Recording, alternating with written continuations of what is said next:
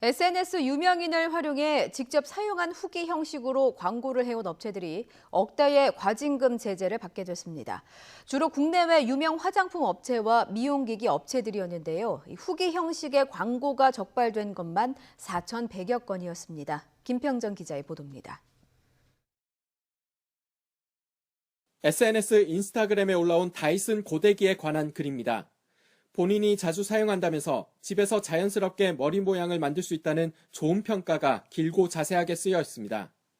하지만 이 게시물은 업체로부터 대가를 받은 사실상 광고 글입니다. 이렇게 흔히 인플루언서로 불리는 SNS상의 유명인을 활용해 사용 후기 형식의 광고를 한 업체들이 무더기로 적발됐습니다.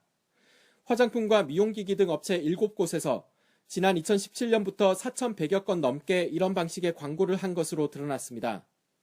LG 생활건강과 아모레퍼시픽 등 국내 업체는 물론 랑콤과 입생로랑 화장품 등을 판매하는 로레알 코리아도 적발 대상에 이름을 올렸습니다. 7개 업체가 후기 형식 광고의 대가로 지급한 현금과 물품은 11억 5천만 원에 달했습니다. 공짜로 제품을 주거나 현금을 제공하고도 대가를 받았다는 사실을 알리지 않으면 소비자를 기만하는 행위, 즉 표시광고법 위반에 해당합니다. 모바일 SNS상의 표시광고법 위반 제재는 이번이 처음입니다. 인플루언서가 개인의 의사에 따라 의견, 평가, 느낌 등의 정보를 제공한 것으로 오해나 우려가 있고 이에 따라 합리적인 구매 결정을 방해받을 우려가 있습니다. 공정위는 적발 과정에서 대부분 업체가 게시물을 삭제하거나 수정한 점을 고려해 과징금을 2억 6,900만 원 부과했습니다.